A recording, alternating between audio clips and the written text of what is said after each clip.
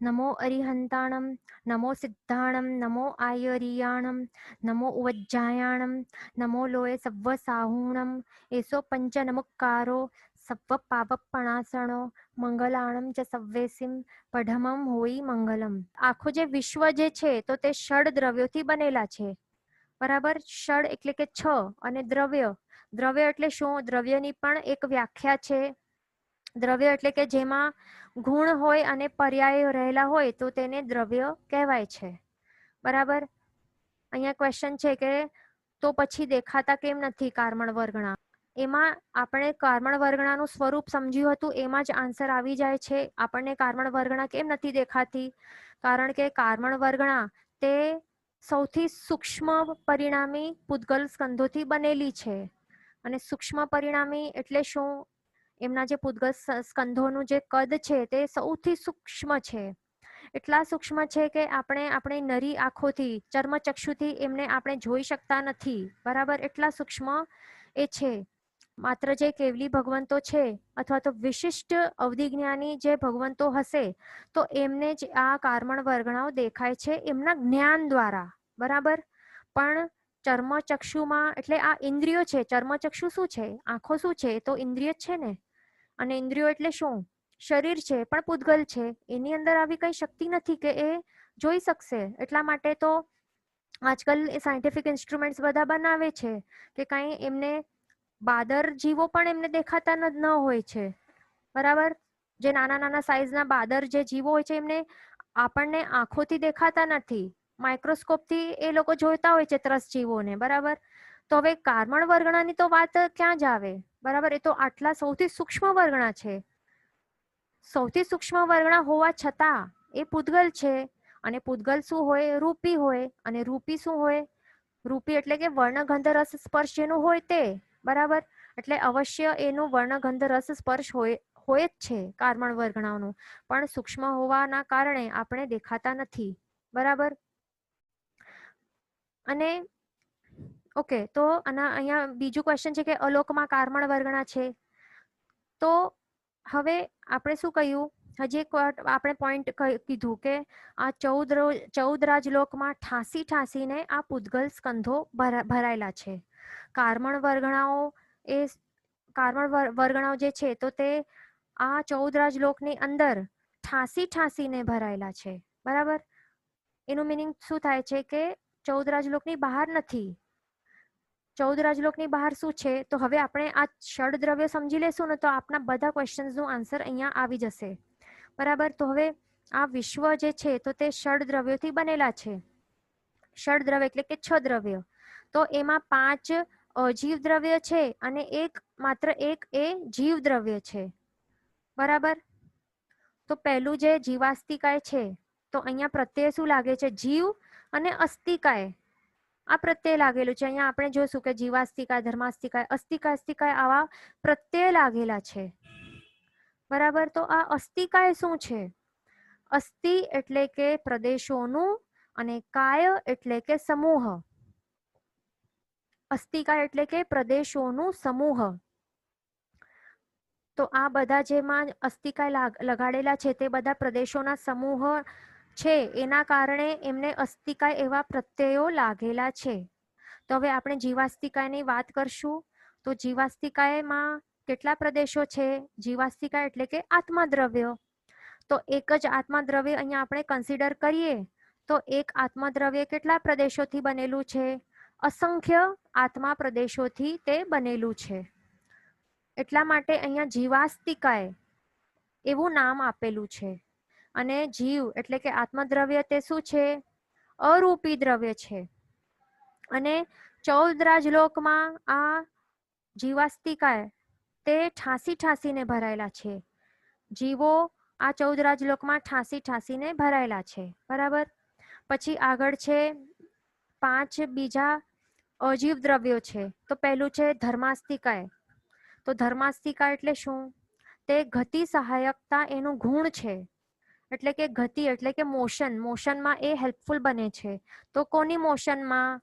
જીવ અને જડને ગતિ સહાયકતામાં તે સહાય કરે છે. બરાબર. હવે જીવ અને જળમાં પોતાનામાં ગતિ કરવાની શક્તિ તો રહેલી હોય છે, પણ આ ધર્માસ્તિકાય જો ન હોય તો આ જીવ અને જળ જે છે તો તે મોશન એટલે કે ગતિ કરી નહીં શકે. બરાબર. અને આ ધર્માસ્તિકાય એ કેટલા પ્રદેશોનું સમૂહ છે? અહીંયા ધર્માસ્તિકાય, અસ્તિકાય એટલે કે પ્રદેશોનું સમૂહ, તો એ અસંખ્ય પ્રદેશોનું સમૂહ છે. બરાબર. અને એ કેટલા એરિયામાં છે? માત્ર 14 રાજલોકમાં એ વ્યાપ્ત છે ધર્માસ્તિકાય, એની બહાર નથી. 14 રાજલોકની બહાર આ દ્રવ્ય રહેલો નથી. અને એના જ કારણે તો સિદ્ધ આત્માઓ લોકાગ્ર ભાગે જઈને અટકી જાય છે. કેમ? ત્યાં કેમ અટકી જાય છે? ત્યાં કોઈ વોલ છે, સીલિંગ છે, રૂફ છે કે કંઈક પથ્થર છે, શીલા છે, શું છે? ત્યાં કંઈ નથી. માત્ર શું, અને ત્યાં કોઈ બાઉન્ડ્રી પણ નથી. બરાબર. 14 રાજલોક આપણે જે બાઉન્ડ્રી બનાવીએ છીએ તો તે માત્ર પિક્ટોરિયલ રેપ્રેઝન્ટેશન માટે, આપણને સમજણ માટે છે. પણ ત્યાં કોઈ બાઉન્ડ્રી નથી, ત્યાં ફિઝિકલી કંઈ નથી. પણ માત્ર શું છે, આટલા એરિયાની બહાર ધર્માસ્તિકાય નામનું કોઈ પણ દ્રવ્ય નથી. અને એના કારણે, અને ધર્માસ્તિકાયનું શું આપણે જોયું કે ધર્માસ્તિકાયનું ગુણ છે ગતિ સહાયકતા, એટલે કે તે ગતિ કરવામાં સહાયક બને છે. તો કોની ગતિમાં સહાયક બને છે? મોશનમાં. તો તે જીવ અને જળ, જળ એટલે કે પૂતગલ. તો હવે જીવ અને જળમાં પોતાનામાં ગતિ કરવાની શક્તિ રહેલી હોય છે. બરાબર. હવે સમજો કે ફિશ હોય છે, પાણીમાં માછલી હોય છે, તો માછલામાં પોતાનામાં શક્તિ હોય છે ને, એટલે સ્વિમ કરવાની. પણ જો સહાયક રૂપ તત્વ એટલે કે પાણી, જો પાણી ત્યાં ન હોય તો શું ફિશ સ્વિમ કરી શકે? ફિશ નહીં કરી શકે ને સ્વિમ. કારણ કે પાણીનો અભાવ હોય તો ફિશમાં જે રહેલી જે ગતિ છે, એટલે મોશન કરવાની શક્તિ, તે ગતિ નથી કરી શકતી. બરાબર. તો ધર્માસ્તિકા આવું જ રોલ પ્લે કરે છે. એ ગતિ સહાયકતાનો એનો ગુણ છે. બરાબર. ગતિ સહાયકતા ગુણના કારણે એ જે પણ જળ અને જીવ છે તો એને ગતિ કરવામાં એ સહાયક બને છે. અને આ 14 રાજલોકમાં સંપૂર્ણપણે વ્યાપ્ત છે ધર્માસ્તિકાય. અને 14 રાજલોકની બહાર ધર્માસ્તિકાય નામનું દ્રવ્ય રહેલું નથી. બરાબર. અને એના જ કારણે શું થાય છે? જે પણ સિદ્ધ આત્માઓ છે તો તે લોકાગ્ર ભાગે જઈને તેઓ અટકી જાય છે. તેઓ હજી બહાર જઈને એ ગતિ નથી કરી શકતા, કારણ કે બહાર ગતિ સહાયક નામનું કોઈ દ્રવ્ય જ રહેલું નથી. 14 રાજલોકની બહાર ધર્માસ્તિકાય નામનું દ્રવ્ય રહેલું જ નથી. એના કારણે ત્યાં જે અટકી જાય છે. બરાબર.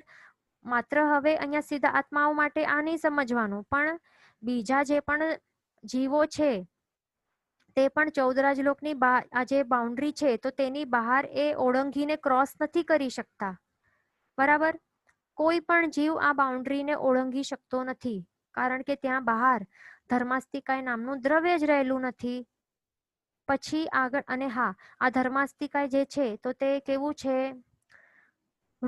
અરૂપી દ્રવ્ય છે, એટલે એનું વર્ણ, ગંધ, રસ અને સ્પર્શ નથી. બરાબર. જેવું આત્મા કેવું છે, આત્મા દ્રવ્ય એ પણ કેવું છે? અરૂપી છે. તેવું જ ધર્માસ્તિકાય પણ અરૂપી છે. આ બંનેના વર્ણ, ગંધ, રસ અને સ્પર્શ નથી. હવે ધર્માસ્તિકાય શેનાથી બનેલું છે? તે પ્રદેશોથી બનેલું છે. કારણ કે અહીંયા પણ અસ્તિકાય નામનું પ્રત્યય લાગેલું છે. અસ્તિકાય એટલે કે પ્રદેશોનું સમૂહ. તો કેટલા પ્રદેશોનું સમૂહ છે ધર્માસ્તિકાય?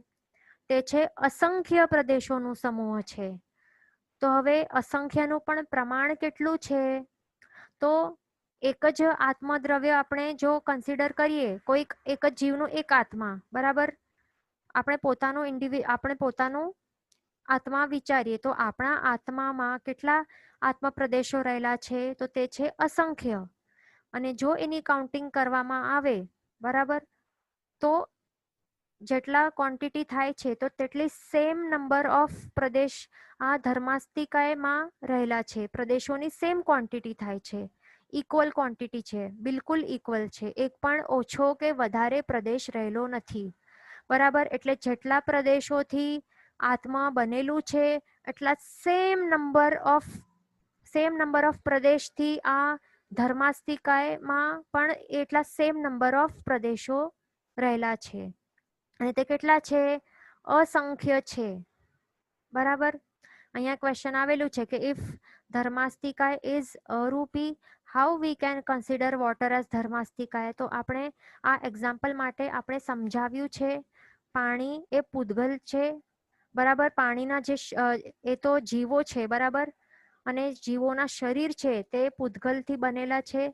બરાબર, અને એ શરીરોની અંદર આત્મદ્રવ્ય છે, એ ધર્માસ્તિકાય નથી. આપણે એક્ઝામ્પલ માટે આપણે સમજાવ્યું છે મોશનમાં, એટલે પાણીમાં, એટલે ફિશને જો સ્વિમ કરવાનું હોય તો ફિશ એવી જ રીતે સ્વિમ નહીં કરી શકે. ફિશમાં જે સ્વિમિંગની શક્તિ રહેલી છે, છતાં જો પાણી ન હોય, એટલે કે પાણી શું બને છે ફિશ માટે?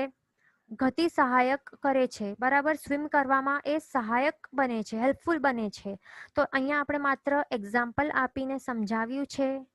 બરાબર, ધર્માસ્તિકાય ને સમજાવવા માટે આપણે એક્ઝામ્પલ તરીકે લીધું છે, પણ પાણી શું છે? પાણી એ ધર્માસ્તિકાય નથી. બરાબર, ઓકે. તો હવે આપણે જીવાસ્તિકાય સમજી લીધું, ધર્માસ્તિકાય સમજી લીધું. હવે આવશું અધર્માસ્તિકાય ઉપર. તો અધર્માસ્તિકાય શું છે? એ જળ અને જીવને સ્થિર રહેવામાં સહાયક બને છે. એટલે જળ અને જીવ પોતે સ્થિર તો રહી શકે છે, પણ એમને જો સ્થિર એટલે કે સ્ટીલ રહેવું હોય તો એમાં કોણ હેલ્પફુલ બને છે, કોણ સહાયક બને છે? તે છે અધર્માસ્તિકાય નામનું દ્રવ્ય. બરાબર, હવે જો અધર્માસ્તિકાય નામનું દ્રવ્ય ન રહેલું હોય તો પછી જે જળ અને જીવો છે તો તે એમનું મોશન ચાલતું રહે, તે સ્ટોપ નહીં થઈ શકે. હવે જો બોલને એમ ધક્કો આપવામાં આવે, પછી બોલ ચાલતો જાય આગળ, પણ આગળ જઈને એ ક્યારેક સ્ટોપ થાય છે, તો એમાં સ્ટોપ થવામાં, સ્થિર રહેવામાં સહાયક કોણ બને છે? તે બને છે અધર્માસ્તિકાય નામનું દ્રવ્ય. બરાબર, એટલે અધર્માસ્તિકાય તે જડ અને જીવને સ્થિર રહેવામાં સહાયક બને છે. બરાબર, અને આ પણ કેવું છે? અરૂપી દ્રવ્ય છે, એટલે કે એનું વર્ણ, ગંધ, રસ અને સ્પર્શ ન હોય. અને આ કેટલા પ્રદેશોનું અહીંયા પણ આપણે જોઈએ છીએ તો અધર્માસ્તિકાય, એટલે અહીંયા પણ અસ્તિકાય આ પ્રત્યય લગાડેલું છે. એનું મીનિંગ શું થાય છે? કે એ પણ પ્રદેશોનું સમૂહ છે, અધર્માસ્તિકાય પણ. બરાબર, અને એ કેટલા પ્રદેશોનું સમૂહ છે? એ પણ અસંખ્ય પ્રદેશોનું સમૂહ છે. એટલે નંબર ઓફ પ્રદેશ ઇન ધર્માસ્તિકાય is equal to number of પ્રદેશ ઇન અધર્માસ્તિકાય. એટલે ધર્માસ્તિકાયમાં જેટલા પ્રદેશો રહેલા છે એટલા જ સેમ નંબર ઓફ પ્રદેશ અધર્માસ્તિકાયમાં પણ રહેલા છે, અને તેટલા જ સેમ નંબર ઓફ પ્રદેશ માત્ર એક આત્મા જો કન્સિડર કરવામાં આવે તો માત્ર એક આત્મદ્રવ્યમાં સેમ નંબર ઓફ પ્રદેશો રહેલા હોય છે. બરાબર, એક જ જીવમાં, એક જ આત્મામાં. બરાબર, અને 14 રાજલોકમાં કેટલા અનંત આત્માઓ રહેલા છે? આપણે બધાને કન્સિડર નથી કરતા, પણ માત્ર કોઈ પણ એક આત્મામાં, હવે કીડીનું જીવ હોય કે નિગોદનું જીવ હોય કે આપણું હોય કે હાથીનું હોય કે મોટા માછલાનું હોય, કોઈ પણ એક જીવનું જે આત્મા લેવાનું, અને એના આત્મામાં કેટલા પ્રદેશોથી એનું આત્મા બનેલું છે? તો તે છે અસંખ્ય પ્રદેશોથી કોઈ પણ એક જીવનું આત્મા બનેલું હોય છે. અને એ અસંખ્યનું પ્રમાણ કેટલું છે? તો તે ઇક્વલ નંબર ઓફ છે. જેટલા ધર્માસ્તિકામાં પ્રદેશો છે તે પણ ઇક્વલ છે, અધર્માસ્તિકામાં જેટલા પ્રદેશો છે એ સેમ નંબર છે. માત્ર એક આત્માના જે પ્રદેશો રહેલા છે, એટલે એક જીવના આત્મામાં જેટલા પ્રદેશો છે એની સંખ્યા બિલકુલ સેમ થાય છે. ઓકે, તો હવે આ અધર્માસ્તિકાય છે તો તે ક્યાં છે? એ પણ 14 રાજલોકમાં જ વ્યાપ્ત છે, એનાથી બહાર નથી. માત્ર 14 રાજલોકની અંદર જ એ રહેલું છે. હવે આગળ આવે છે આકાશાસ્તિકાય. તો હવે આકાશાસ્તિકાયના બે ભેદ થાય છે, લોકાકાશ અને અલોકાકાશ. હવે આકાશાસ્તિકાયમાં પણ શું છે, અસ્તિકાય નામનું પ્રત્યય લગાડેલું છે, એટલે કે એ પણ પ્રદેશોનો સમૂહ છે. તો હવે લોકાકાશ શું છે? લોકાકાશ તે અસંખ્ય પ્રદેશોનો સમૂહ છે. કેટલા પ્રદેશોનું? અસંખ્ય. અને એ પણ કેટલું ક્વોન્ટિટી છે? જેટલા પ્રદેશો ધર્માસ્તિકાયમાં છે તેટલા જ same to same number of પ્રદેશ લોકાકાશમાં રહેલા છે. બરાબર? લોકાકાશમાં કેટલા છે પ્રદેશો? જેટલા ધર્માસ્તિકાય કે અધર્માસ્તિકાયમાં પ્રદેશો છે ને એટલા જ સેમ ક્વોન્ટિટી, સેમ પ્રમાણમાં પ્રદેશો લોકાકાશમાં રહેલા છે. અને તે કેટલા છે? અસંખ્ય. બરાબર? લોકાકાશ માત્ર 14 રાજલોકમાં રહેલું છે. 14 રાજલોકની બહાર જે છે તો તે શું છે? તે છે અલોકાકાશ. અલોકાકાશ 14 રાજલોકની બહાર રહેલું છે. અને હવે એમના કામ શું છે? એમના ગુણ શું છે? આકાશાસ્તિકાય, આકાશાસ્તિકાયનો ગુણ શું છે કે જળ, અહીંયા આપણે સ્પેસિફિકલી લોકાકાશની વાત કરશું, જે 14 રાજલોકની અંદર રહેલું છે. તો લોકાકાશનું કામ શું છે કે રહેવા, જે જળ અને જીવને રહેવા માટે તે સ્થાન આપે છે, અવકાશ આપે છે, રહેવા માટે સ્થાન આપે છે અને અવગાહના અથવા તો અવકાશ આપે છે, જગ્યા આપે છે. તો તે લોકાકાશનું સ્થાન છે. પણ હવે અલોકાકાશનું કામ શું છે? અલોકાકાશનું કામ છે કે તે 14 રાજલોકની બહાર એ રહેલો છે અને એનું કામ છે કે એ જે 14 રાજલોકને એ રહેવા માટે સ્થાન આપે છે. બરાબર? અને અલોકાકાશમાં કેટલા છે આકાશ પ્રદેશો? અનંત આત્મા પ્રદેશો રહેલા છે અલોકાકાશમાં. એટલે અહીંયા ડિફરન્સ શું થાય છે? લોકાકાશમાં અસંખ્ય આકાશ પ્રદેશો રહેલા છે અને અલોકાકાશમાં અનંત આકાશ પ્રદેશો રહેલા છે. બરાબર? અહીંયા ક્વેશ્ચન આવેલું છે કે પર્યાય એટલે શું? પર્યાય એટલે કે જે અવસ્થાઓ બદલાય તેને પર્યાય કહેવાય. જે ચેન્જીસ થતા હોય છે. બરાબર? આપણે હમણાં જે આ મનુષ્ય ગતિ કરી રહ્યા છીએ, મનુષ્ય ભાવ, તો એ આપણો એક પર્યાય કહી શકાય. પછી આપણું મૃત્યુ થઈને આપણે જો સમજો કે બીજી ગતિમાં જે સમજો કે દેવ બની ગયા, તો હવે તે પર્યાય બદલાયું. પછી આપણે જો એક ઝાડના જીવનું પર્યાય વિચારીએ તો ઝાડમાંથી નહીં, પૂતગલનું આપણે પર્યાય વિચારીએ તો પૂતગલાસ્તિકાયનું, તો એ પણ જે ઝાડ છે, લાકડું છે, એનું આપણે વિચારીએ તો એનો પર્યાય બદલાય. તો કેવી રીતે બદલાય? જે ઝાડનું લાકડું છે તો એનું પ્રોસેસિંગ કરીને શું બન્યું? બુક બની, પેપર બન્યું. બરાબર? પછી હજી આગળ પેપરને રિસાયકલિંગ કરીને બીજા કઈ પેપર બેગ બનાવવામાં આવે. એટલે હવે શું થાય છે? અહીંયા જે પૂતગલ જે દ્રવ્ય છે એનું પર્યાય બદલાય છે, અવસ્થા બદલાય છે. બરાબર? એટલે પર્યાય શું હોય છે? એ સ્થિર રહેતું નથી, પણ એ બદલાતું જાય છે. લાકડામાંથી પેપર, પેપરમાંથી બીજું કંઈક બની ગયું, તો એ હોય છે. અહીંયા ક્વેશ્ચન છે કે શું બધાના આત્મા પ્રદેશો સરખા હોય? હા, બધા, દરેક જીવોના આ જે 14 રાજલોકમાં રહેલા જેટલા પણ અનંત જીવો રહેલા છે તો તે બધા જ દરેક જીવોના, દરેક આત્માઓમાં સરખા પ્રમાણમાં આત્મા પ્રદેશો રહેલા છે. અને તે કેટલા છે? અસંખ્ય. અને તેનું પ્રમાણ જો કહેવામાં આવે તો તે કેટલા છે? જેટલા નંબર ઓફ પ્રદેશ ધર્માસ્તિકાયમાં છે તેટલા જ આપણા કોઈ પણ એક જીવમાં આટલા સેમ નંબર ઓફ આત્મા પ્રદેશો રહેલા છે.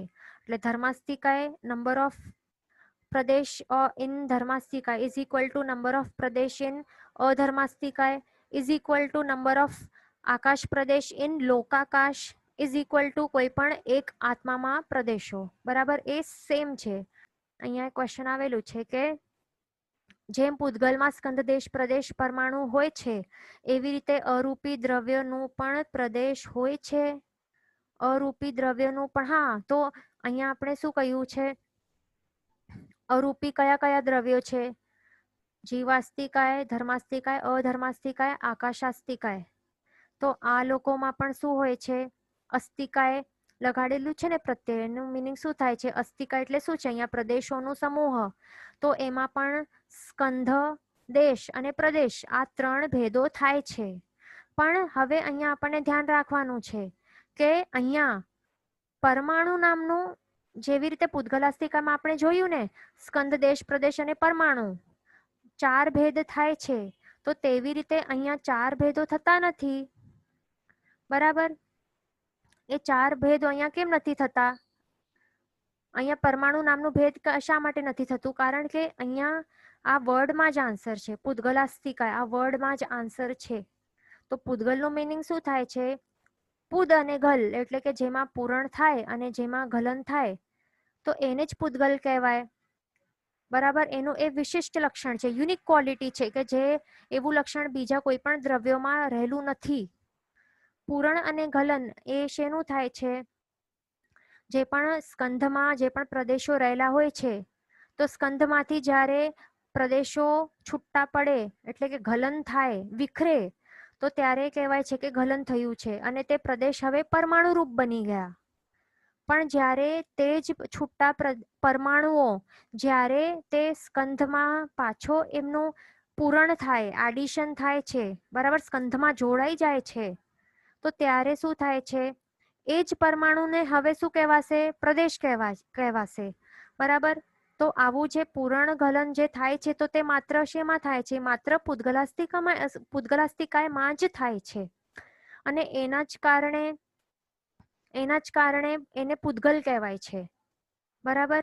પૂરણ ગલન એમાં જ થાય છે. પણ જે આ બાકીના જે દ્રવ્યો છે, 5 દ્રવ્યો, એમાં કઈ પૂરણ ગલન થતું નથી. બરાબર? એના કારણે અહીંયા માત્ર 3 ભેદ થાય છે. અહીંયા કોઈ પરમાણુ નામનું ભેદ નથી થતું. અને પ્રદેશનું મિનિંગ શું છે? પ્રદેશ એટલે કે કોઈ પણ દ્રવ્યનું નાનામાં નાનું સૂક્ષ્મ છેલ્લું અવિભાજ્ય અંશ, કે જેનું કેવલ જ્ઞાની ભગવંત પણ હજી આગળ 2 ટુકડા કરી નથી શકતા. બરાબર? ઓકે, તો અહીંયા સુધી આપણે બધાનું ક્લિયર થઈ ગયું હશે મોસ્ટલી. અહીંયા બીજું ક્વેશ્ચન છે કે 6 દ્રવ્ય અલોકમાં નથી, તો આપણે શું કહ્યું કે બધા 14 રાજલોકમાં છે, માત્ર એકને છોડીને. તે એક કયો છે? અલોકાકાશ, એટલે આકાશાસ્તિકાએ નામનું દ્રવ્ય તે 14 રાજલોકની બહાર પણ રહેલું છે, અને બહાર જે છે તો તેને અલોકાકાશ કહેવાય છે. બરાબર? તો અહીંયા સુધી આપણનું ક્લિયર થઈ ગયું હશે મોસ્ટલી. અહીંયા ક્વેશ્ચન છે કે ડિફરન્સ બિટવીન પ્રદેશ એન્ડ પરમાણુ. તો ડિફરન્સ કાંઈ નથી, તે બંને નાનામાં નાના સૂક્ષ્મ અવિભાજ્ય અંશ જ છે. માત્ર એક જ ડિફરન્સ છે કે પ્રદેશ છે તો તે સ્કંધનું એક ભાગ છે, પણ જ્યારે એ પ્રદેશનું જ્યારે પૂતગલમાંથી એનું ગલન થઈ જાય છે, પૂતગલ એટલે પૂરણ ગલન, સતત એનું જેનું પૂરણ ગલનનું જે પ્રક્રિયા થતી હોય તો તેને પૂતગલ કહેવાય છે. તો જ્યારે પ્રદેશનું એટલે કે સ્કંધમાંથી પ્રદેશોનું જ્યારે ગલન થાય છે, તો ત્યારે એ જ પ્રદેશને હવે શું કહેવાય છે? એનું નામ બદલાઈ જાય છે, માત્ર એનું નામ પરમાણુ થઈ જાય છે. હવે આ જ પરમાણુ જે છે તો તે પાછો સ્કંધ સાથે જોડાઈ જાય છે, એટલે કે સ્કંધમાં એનું પૂરણ થાય છે. તો પૂરણ થાય છે તો ત્યારે આ જ પરમાણુનું નામ બદલાઈ જશે, હવે એ પ્રદેશ કહેવાશે. એટલે વસ્તુ એક જ છે, માત્ર નામ બદલાય છે. અહીંયા એક આપણને સમજવાનું છે કે અલોકાકાશમાં આપણે શું કહ્યું કે જીવાસ્તિકા પણ નથી. બરાબર? એટલે ત્યાં જીવો ન તો સ્થાવર છે ન તો ત્રસ છે, એટલે કોઈ પણ જીવો બહાર અલોકાકાશમાં નથી. અલોકાકાશમાં માત્ર ને માત્ર કોણ છે? આ 6 દ્રવ્યોમાંથી માત્ર ને માત્ર અલોકાકાશ છે. That's it. અલોકાકાશ સિવાય બહાર 14 રાજલોકની બહાર બીજું કોઈ પણ દ્રવ્ય નથી. કાળનું બાકી રહી ગયું છે. તો હવે કાળ શું છે?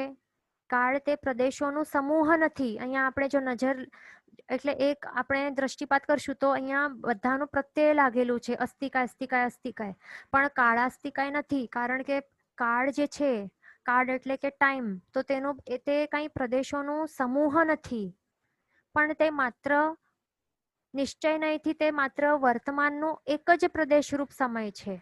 બરાબર? જે પ્રેઝન્ટમાં એ સમય જે પ્રેઝન્ટમાં એક સમય જે ચાલી રહ્યું છે, જેની હયાતી રહેલી છે, તો તે જ એક જ પ્રદેશરૂપ જે સમય છે તો તેને કાળ કહેવાય છે. એટલા માટે કાળનું કાળાસ્તિકાય એવું કઈ એનું નામ નથી આપેલું. અને કાળ જે છે તો તે પણ શું છે? અરૂપી દ્રવ્ય છે. બરાબર. હવે પૂદગલાસ્તિકાયનું પણ આપણે જોઈ લીધું કે એ પણ અજીવ દ્રવ્ય છે અને એ સ્કંદ જે પૂદગલાસ્તિકાય છે એના સ્કંધો તે પ્રદેશોથી બનેલા હોય છે અને પૂરણ ગલન બધું આપણે સમજી લીધું છે. બરાબર.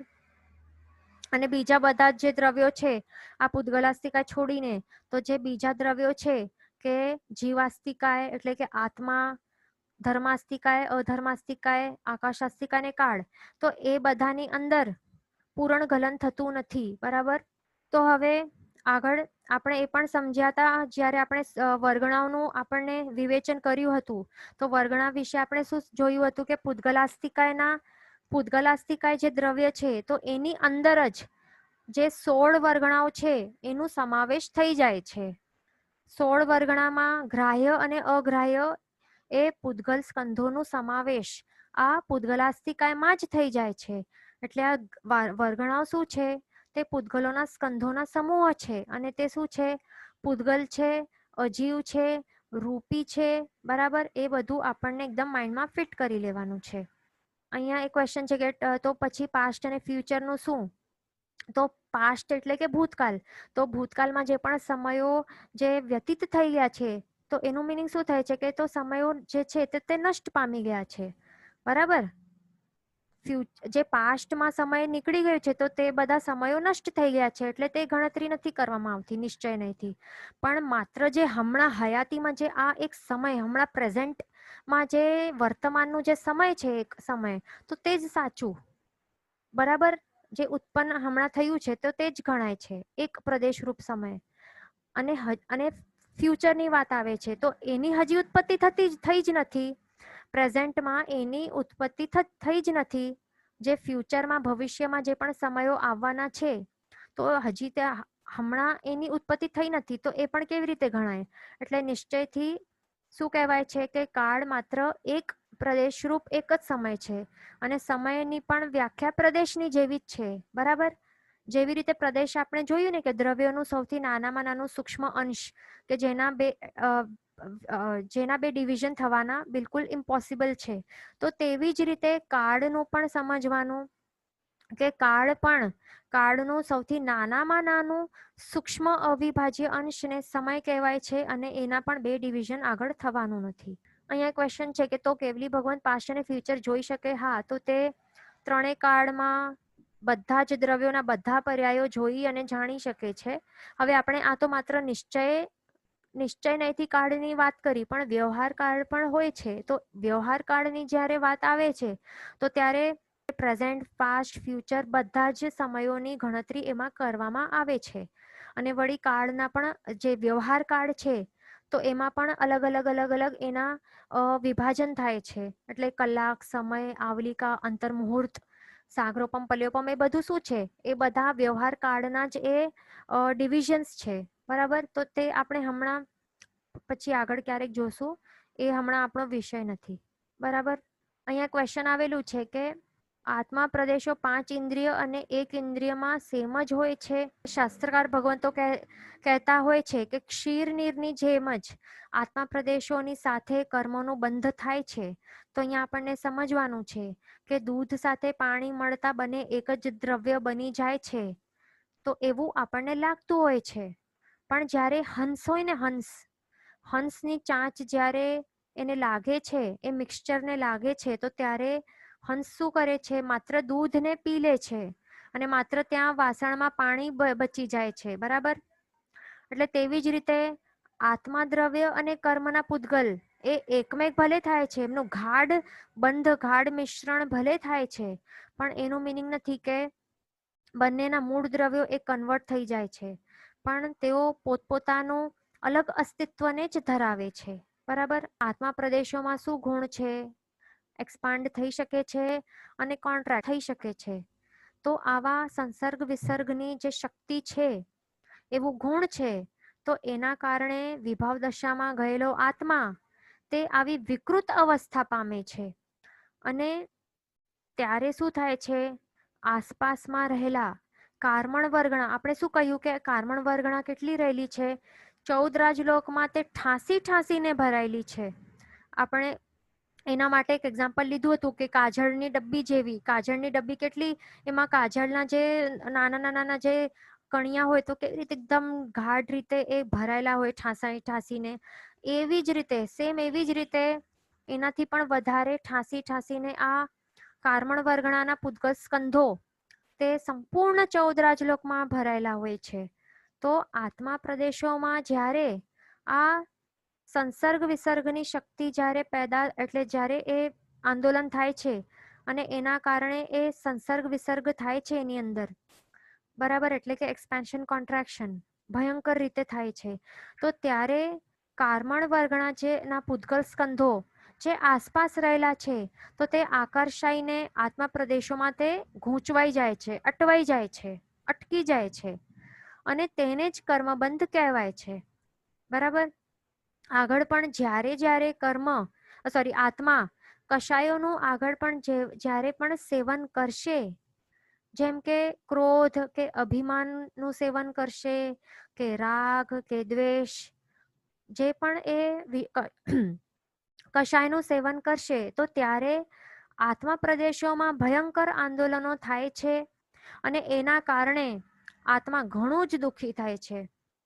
હવે આપણે એ એક્ઝામ્પલ દ્વારા સમજીએ પ્રેક્ટિકલી કે હવે આપણને સમજો, આપણે લાઈફમાં આજ સુધી એવા કેટલા બધા ઇન્સિડન્ટ્સ થયા છે, પોતે આપણે આ એક્સપિરિયન્સ કર્યું છે કે જ્યારે ભયંકર દ્વેષ અથવા તો ક્રોધનું અથવા તો રાગનું પણ કે ઈર્ષ્યાનું, એ બધા ભયંકર આવેશો જ્યારે આપણામાં આવતા હોય છે તો ત્યારે આપણે બધાને આવું 100% એક્સપિરિયન્સ તો થયું જ હશે કે હૃદયમાં કંઈક ડંખ જેવું ફીલ થતું હોય છે, જેમ કે કોઈક સોઈઓ ભોંકાતી હોય એવું ફિલિંગ થાય છે ને ફિઝિકલી. આપણા બધાને એવું થયું જ હશે, બરાબર. તો તે શું હોય છે, એ શેના કારણે થાય છે? હવે કષાયોનું સેવન કરનાર આત્મા, કષાયોનું સેવન જ્યારે આત્મા કરે છે તો ત્યારે આત્મા પ્રદેશોમાં ભયંકર આંદોલન થવાના કારણે તેની અસર શરીરને પણ થાય છે. બરાબર. આપણામાં જે પણ આકુળતા ને વ્યાકુળતાની ફિલિંગ થાય છે ને, ક્યારેક હાર્ટબીટ પણ ફાસ્ટ થઈ જાય છે આવા કષાયોના આવેશમાં, અથવા તો શરીરમાં વધારે ગરમાટો થઈ જાય છે, અથવા તો કોઈકને ઠંડા પડી જાય, અથવા તો શરીર પણ ધ્રુજવા લાગે છે, એવું બધું થાય છે ને. તો એટલે આ કષાયોના આવેશ એવા થતા હોય છે, જેમ કે કષાયોના આવેશ એટલે શું, એમાં રાગ હોય, દ્વેષ, ક્રોધ, માન વગેરે દરેક કષાયના આવેશોમાં આવતા, અથવા તો હિંસાના પરિણામ, એ બધા જે પણ વિભાવ દશાના જે પણ પરિણામો હોય છે, તો જ્યારે આત્મા એવું સેવન કરતો હોય તો ત્યારે આત્માને કઈ સુખની અનુભૂતિ ફિઝિકલી થતી નથી. શું આપણે ત્યારે ફિઝિકલી સુખની અનુભૂતિ થાય છે, શાતાની અનુભૂતિ થાય છે? બિલકુલ નથી થતી. તો તે કેમ? આપણી અંદર આકુળતા વ્યાકુળતા ફિઝિકલી આપણે પોતે એક્સપિરિયન્સ કરતા હોઈએ છીએ, તો તે કેમ થાય છે આપણને આકુળતા વ્યાકુળતા? કારણ કે આત્મા પ્રદેશોમાં ભયંકર આંદોલનોના કારણે વિકૃતિ ઉત્પન્ન થાય છે અને તેની ડિરેક્ટ અસર શરીરમાં અશાતા રૂપે એ દેખાય છે, આકુળતા વ્યાકુળતા રૂપે આપણને દેખાય છે. કેટલાકની તો તબિયત પણ ખરાબ થઈ જતી હોય છે આવેશો કરીને. તો તીવ્ર કષાયોનું સેવન કરતા હોય, એટલે કે તીવ્ર ક્રોધ કે માન વગેરે કરે, ત્યારે આવું બધું થતું હોય છે. અને આવી અવસ્થામાં શું થાય છે, પછી જૂના કર્મો જે ઓલરેડી ગૂંચવાયેલા હોય છે ને, અટકાયેલા હોય છે આત્મા પ્રદેશોની ઉપર, તો તે શું કરે છે, પોતાની જાતના બીજા કાર્મણ વર્ગણાઓ જે વાતાવરણમાં રહેલા છે તો તેમને એ ખેંચે છે. બરાબર. એ ખેંચે છે, અટ્રેક્ટ કરે છે અને કર્મબંધ હજી ને હજી ગાઢ થતો જાય છે. બરાબર. એટલે આ વિષય ઉપર આપણે દંડકમાં જે કષાય સમુદ્ઘાતનું ટોપિક હતું, તો જેમણે સાંભળ્યું હશે તો એની અંદર હજી વિસ્તારમાં નહીં, એ આવવાનું છે, હજી એ સ્ટાર્ટ નથી થયું. તો દંડકમાં કષાય સમુદ્ઘાતનો ટોપિક જે છે તો એની અંદર હજી વિસ્તારમાં એ સમજી શકાશે. કે આ શું થતું હોય છે એમાં, બરાબર. એટલે આપણને આત્માના સ્વાભાવિક ગુણોમાં જ રહેવાનું, ક્ષમા, સમતા, વૈરાગ્ય આવા ગુણોમાં જ આપણે જો રમણતા કરતા રહેશું ને, તો પછી આત્મા પ્રદેશોમાં આવી વિકૃત અવસ્થા ઉત્પન્ન થશે નહીં અને કર્મોનું બંધ પણ થશે નહીં, બરાબર. તો તે આપણને ખાસ ધ્યાન રાખવાનું છે પ્રેક્ટિકલ લાઈફમાં. આ બધું સમજીને આપણે બસ ઇન્ફોર્મેશન કલેક્ટ નથી કરવાની, પણ જીવનમાં આપણને ચેન્જીસ લાવવાના છે. અહીંયા આપણે શું સમજ્યા કે આગળ કે આત્માની સાથે જે પણ ગ્રાહ્ય વર્ગણાઓના જે સ્કંધો જે છે પૂતગલના, તો તે ચોંટી શકે છે, બરાબર. એટલે આત્માની સાથે પૂતગલોનો વ્યવહાર થાય છે, બરાબર. પણ ષડદ્રવ્યોમાંથી બીજા જે દ્રવ્યો છે, આકાશાસ્તિકાય, ધર્માસ્તિકાય, અધર્માસ્તિકાય વગેરે જે પણ છે, તો એમની સાથે જે કાર્મણ વર્ગણાઓ છે, તો તેની સાથે તે ચોંટી શકાતા નથી. એ સ્વાભાવિક રીતે છે. એનું રીઝન શું છે, એ શા માટે, જો આપ પૂછો તો એનો આન્સર છે સ્વાભાવિક રીતે છે, બરાબર. એટલે આત્મા અને પૂતગલ દ્રવ્યોની કુદરતી શક્તિ જ રહેલી છે કે અમુક સંજોગો થતા, જેવા અમુક સંજોગો જો થતા હોય છે તો તેમાં બંનેનું મિશ્રણ થઈ શકે છે, પણ બીજા દ્રવ્યોની સાથે આ કાર્મણ વર્ગણાઓનું મિશ્રણ થવાનું પોસિબલ નથી થતું. જીન વચન વિરુદ્ધ બોલાયું હોય તો મિચ્છામિ દુક્કડમ. સર્વમંગલ માંગલ્યમ સર્વ કલ્યાણ કારણમ પ્રધાનમ સર્વ ધર્માણમ જૈનમ જયતિ શાસનમ. પ્રણામ.